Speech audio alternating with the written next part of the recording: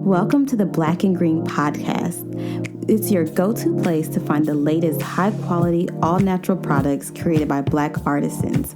Hosted by yours truly, Dr. Kristen H., the founder of Black and Green. We'll discuss all things health, wellness, self-care, and of course, self-love. This podcast features a refreshing lineup of guests, from entrepreneurs and artisans to holistic lifestylists and clean beauty experts, and a plethora of other innovators within the wellness industry. Join me as we learn from the best of the best. Hi guys, welcome back to our podcast. I'm very excited today that we have a new person with us, Patrice, and she's not an artisan like you guys are used to hearing from. We're going to talk with someone else who's an executive coach who's working in that wellness in space, and I'm so excited to kind of see what she can share with us. Patrice, can you welcome yourself? Absolutely. Hello. This is Patrice Ford Lynn. I'm an executive coach, transformational facilitator, yogi, a great many things. But for the purpose of this conversation, I'm a badass Black woman. Yes, I love it. So I have to go in on yogi because I too am a yogi. So when did you start your yoga practice? You know, I feel like I was an unlikely convert to yoga. I have known about yoga for decades, but really got into it in the last 10 years and became certified as a yin yoga practitioner during the pandemic as a way to learn how to bring those skills of like energy management, relaxation, release to myself and my clients. I love it. So tell me about your clients. What kind of got you doing this work? How do you find your clients? Kind of what led you to where you are now? Oh, that's a great question. I was a management consultant for 10 years. And during that time, my wife said to me, "You are a phenomenal management consultant, but you're a transformational coach. You're wasting your time." And it really put me on notice that I had gifts to share with this world, and I needed to create the audacity to step into them. And how did you create the audacity? You know, I started by giving myself small tests. So I said, if I can meet my net income doing this part-time, I must be able to figure out how to replace my gross income if I do it full-time. And the first month I was able to do that, my wife looked at me again and said, "Well, what are you waiting for?" Absolutely. What lights your heart on fire? What gives you excitement about this work? It is the most powerful work that I could do because it's about sparking transformation in others and making sure that they're living the lives of their dreams, just not the ones that they're settling for. And how do you do that? You know, it's really a series of conversations, part accountability, part calling out folks' power. So having someone you know you're going to talk to regularly about your goals absolutely builds accountability. But having someone who is holding the possibilities that are currently beyond your imagination is a type of incentive and a type of love, quite frankly, that most people don't have. And how do you think that you are able to show love to your clients who you may not know? You may not know who they are, where they're from, nothing about them. But there's something about the work that you're doing. They feel your love. How are you able to do that?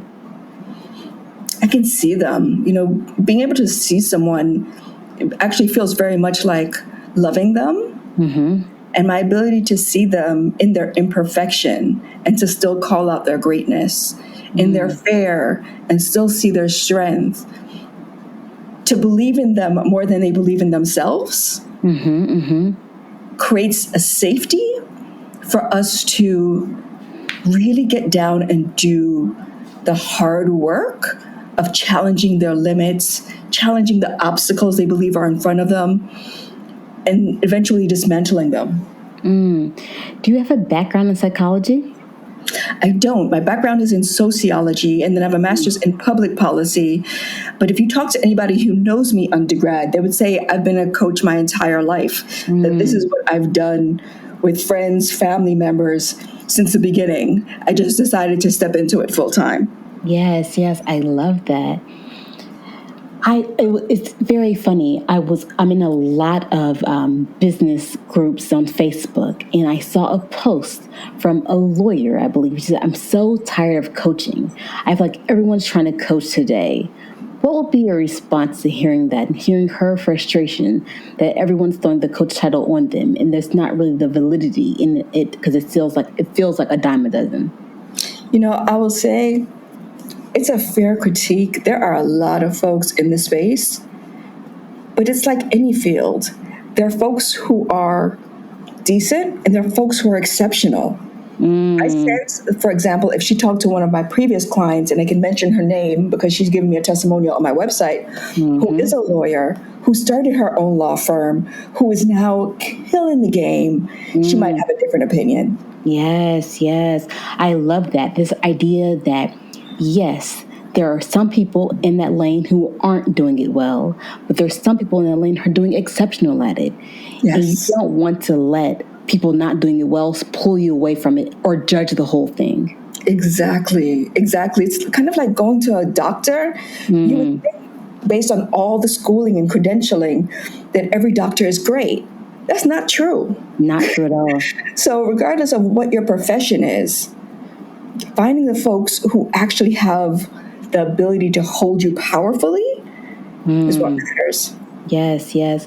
What is something that you can offer us now, if someone's listening in, that you can help them on the path to kind of transform their lives? What kind of a piece of advice would you give?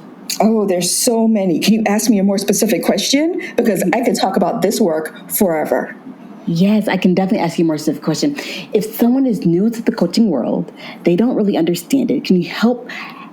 How would you identify if someone might be good for coaching? If they can they ask themselves some set of questions to say, hey, this is a smart move for me to make? So I'll give you some examples from folks who I'm currently working with. One executive, wonderful Black woman, came to me. She was in a career that she loved. She was doing well. The folks I coach aren't struggling. I like that. They're moving from good to great. And she needed to believe that great was possible and great was in her. So she was running an organization and she wanted more. And I gave her permission to want more and to go after it. It's interesting hearing you say I gave her permission. In some levels, that had to trigger her to give herself permission. That's it. What techniques are you using to help Black women give themselves permission for great? Well, I'll tell you, my baseline of belief is that any room you're in, you're overqualified for, because we don't get handouts. So if you are already excelling, I know that you are capable of much more than you are doing. Now, you might decide that your life isn't about doing more, and I'll be the first to cheer you on. I do believe rest is resistance. Yes, that's a new book I need to read. Oh, I'm reading it right now. It is phenomenal. So it's not always about doing more, but for folks who believe there is more to their life, who have achieved the things, the big house, the family, whatever those measures of success are, and still wonder what more there could be. That's a great coaching conversation, because often folks have some idea and they're actually scared to say it out loud, scared to want it, because then wanting it might mean acting on it. It might mean disrupting the status quo. It might mean disappointing people in our communities. So it's really a safe space to say the truth of what is and then work towards it. Yes, yes, I love that. What do you feel like in your experience is often one of the biggest challenges or biggest roadblocks that your clients are facing? They anchor to their past instead of their possibilities. I love that. I want to repeat that. They anchor to their past instead of seeing their possibilities? And why do you think we anchor to our past? At some level, it's safe. Mm-hmm. If we've done it before, we know we can do it again. And we all know that, for example, men tend to apply to jobs when they have 50% of the qualifications, and women, we have to be 100% qualified before we even look at it. Mm-hmm, mm-hmm. So there's a way that we keep ourselves small by not imagining what's possible that's currently beyond something that we've done.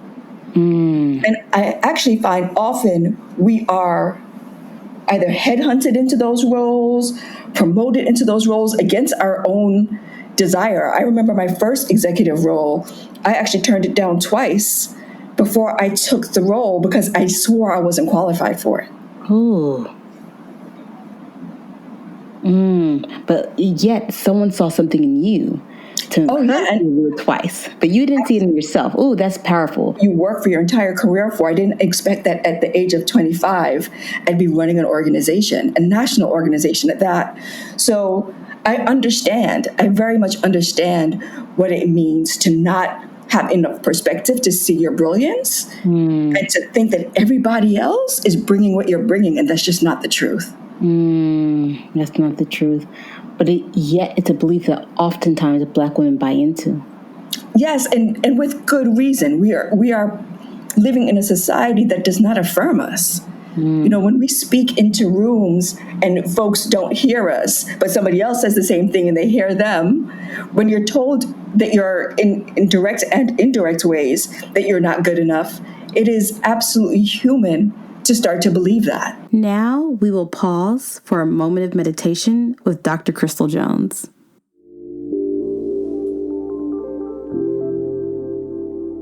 So wherever you are right now, just take a moment to be.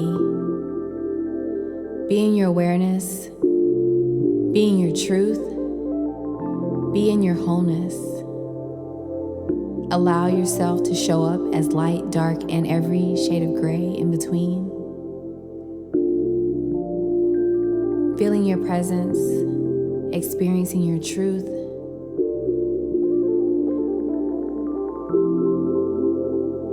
Finding your breath. And instead of directing her, listen to her. Ask her where she wants to spend more time, and spend more time there. Ask her where she's stuck, and go into the experience of why. Be in this breath, be in this movement, and continue to cultivate this experience through the rest of your day. Honoring that your truth and whatever you show up as is always enough. You are perfection and excellence personified. Anything that tells you that you're anything else no longer serves you. Okay, now that we're back from the meditation, one of the questions that's really burning in my heart is, we often think that things, we can't reach out to get things. How do you think, what's the first step? If someone's listening to this, they say, yes, I don't think I can dream. I don't think that the sky's the limit. I'm feeling like I'm not living in abundance. What would kind of be some of your, I don't know if the right word is advice, but what would be your motivating word to push them to start dreaming? You know, I created a executive brief on LinkedIn. It's called The Audacity. If they go to my LinkedIn page, Patrice Ford Lynn, and click on it, I have the audacity to want better, the audacity to believe in yourself, the audacity to rest. Sometimes we don't give ourselves, we're so used to surviving, we don't even believe that thriving is possible. So when we're not in survival mode, our bodies are still behaving like they are. We're still running and running instead of stepping back and thinking really strategically. So I would say read a few of those audacities. And if they resonate, reach out. And if it's not to me, reach out to somebody you trust. I'm in a privileged position where so many of the people who come to me come by word of mouth. They come because they've seen me facilitate a conversation. They have been in a program where I have coached them or a number of their colleagues. And so they have a sense of what it's like to work with me. If there is somebody that you trust, regardless of who it is, start the conversation and see what's possible. If after that first conversation, you're not convinced, they might not be the right person for you. Trust. Yes. And I fully believe one conversation can change our lives. And if your coach isn't in that first conversation inspiring you in a different way, find somebody who can. Yes, yes. Can you explain the difference between a coach and a therapist? Absolutely. A therapist really supports the health around behavioral, what would I like to call that? Neuroses. I don't necessarily love that word, but when you think of like anxiety and depression, bipolar, they're folks that you speak to get very specific supports. A coach is not there to support kind of your baseline mental health. They're there to encourage you, similar to the coach of any team, to play at your best. Do often coaching and therapy need to go hand in hand? Do you often encourage your customers to make sure they have a strong therapy practice, or do you see those as being separate? Oh, absolutely. And it depends on why folks are coming to me and what's presenting with them. So I had one client, I was the 5th person on her team. She had a therapist, a spiritual advisor, a nutritionist, something else. And then I was the missing piece that just unlocked her possibilities and allowed her to step into the next phase of her life. So I definitely believe in a team approach. And that's to anything, to business, to personal life. I actually speak on it a lot. I facilitate workshops on creating your own personal board of directors because I believe in it that much. And I have people who I go to when I need, for example, a cheerleader, or somebody who I go to when I need to be connected, or somebody I go to when I need to understand what's the latest going on in the industry or the field. So I have a number of different archetypes of people and actual people behind those archetypes that I can engage whenever I'm ready to grow. Yes, yes. I love that. Can you talk about the importance of community? I was just facilitating a conversation with a group of Black founders. So, and these particular founders are in the beauty space. And what it reminded me about was how lonely entrepreneurship can be. Yes, yes, yes. And what it means to show up powerfully for yourself and each other. Often we don't have that because we're so head down focused on running a business. Yes, yes. And so as simple as it is, sometimes we're looking for very complex answers. And it can be the simple, get yourself in community with other people who you know, all they want to do is see you win. Yes. And that in of itself can be life enhancing. Yes. We all need a community of people around us who want to see us thrive. Yes. Who want to see us thrive. And I think the beauty of it is, it may not be your family, but may not. And that's okay. Yes. But you can create it with your friends, with your relationships, with tons of ways to create community. Yes. I think community is a core piece of thriving. Yes. Yes. There's no question. I've actually written blogs around how loneliness enhances your likelihood of death. As simple as it sounds, there are things that promote health and wellness in us and things that detract from it. And being in community is absolutely a health promoter. Well, talk about more health promoters. What are other health promoters besides community? Any others that you can? Oh, yeah. So mindfulness is another great one. Taking the time to exhale and to be instead of just kind of always on autopilot with the doing. Yes. That is huge. Being in nature. So I go for walks every morning and just being able to look up at trees and to inhale fresh air, I find is so key to my own emotional regulation, my ability to handle whatever comes in that day. Of course, we know exercise and eating well are staples. And I often will say to my clients, if you're not doing this, what is the story you're telling yourself that's keeping you from it?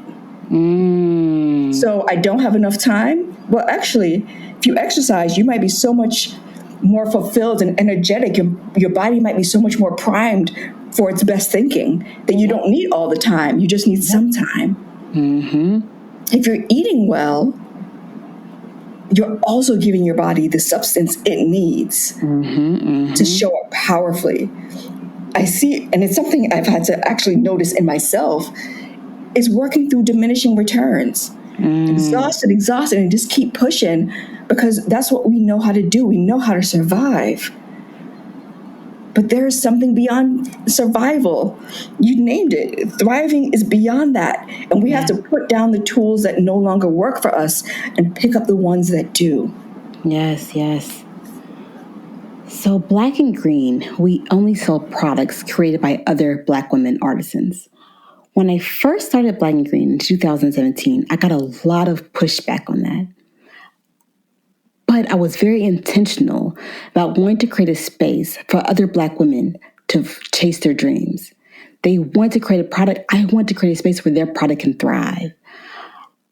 You mentioned how you work with Black women. How is that a part of your narrative? Why is that important? Why are you leaning in there? As a Black woman, I get it. There are ways that I can hold space for our truths because there are our truths. And so when I think about the folks that I work with, I've been a Black executive. I am a Black entrepreneur.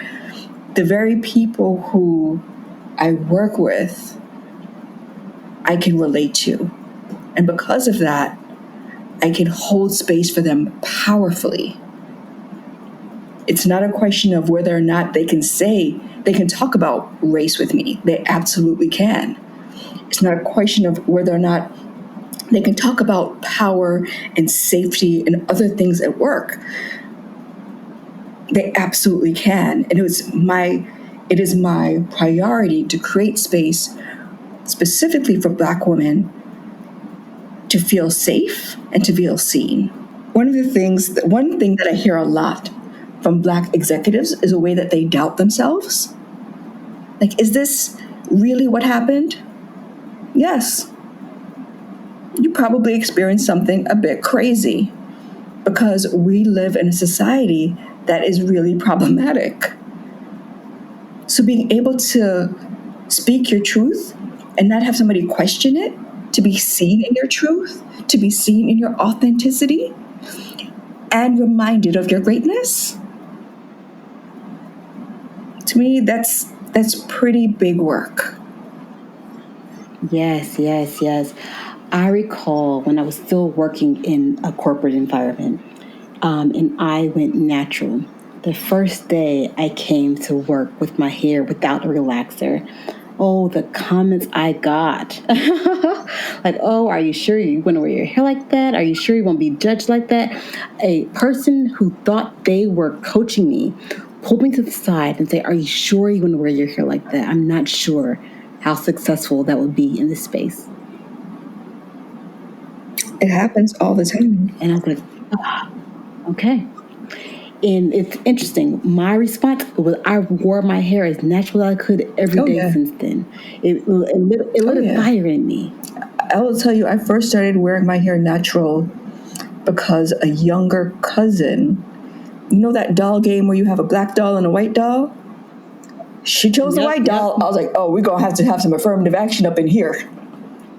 So I said, how am I implicitly and explicitly sending messages that we're not good enough? And I was like, okay, here's one that I can do really easily. I love that. That intentional thinking and that thought process of understanding what your actions indicate to the world in a way that puts us at first and put us at the center. Yes. I like that. Yes. Oh, goodness, this conversation was great. Is there anything else I haven't asked or talked about that you're burning to share? I think for anybody who is in the space, know that, and when I say in the space, an entrepreneur, an executive, know that you're not alone. Know that there are people who truly want to see you thrive and who are willing to stand by you to make sure that happens. When I was in grad school, I remember meeting Anita Hill. And I was so mesmerized. She'd gone through so much when she stood up to Clarence Thomas, and he still became justice. And I just wanted to thank her for her courage, her tenacity. And she said, you stand on my shoulders. And it was one of those moments that I was reminded that even when it feels like we are alone, we come from folks who have endured so much that what we see in front of us is small fries. Just being reminded of that in the scope of possibilities helps us to take another step forward. Like, of course it's hard. So what? Do it anyway. Of course you're scared. Anytime we play bigger, we're scared. Yes. So I would want to normalize their doubt and say that it's okay. And it's okay to want better. It's okay to want better for yourself, to say, the way this world is set up, this is not working for me. And I need to do something different. And if that's start your own company, or if that's create multiple passive streams of income so you can leave whatever job you're in now.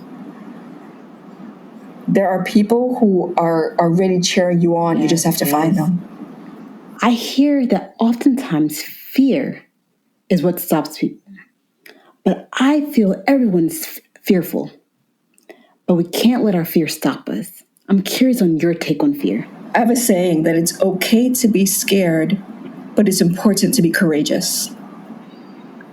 Fear is a human emotion.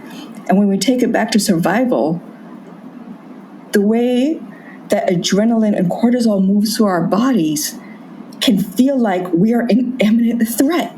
We don't know the difference between a lion in front of us looking at us like dinner, or somebody just when they are being unkind to us and it's just an emotional threat.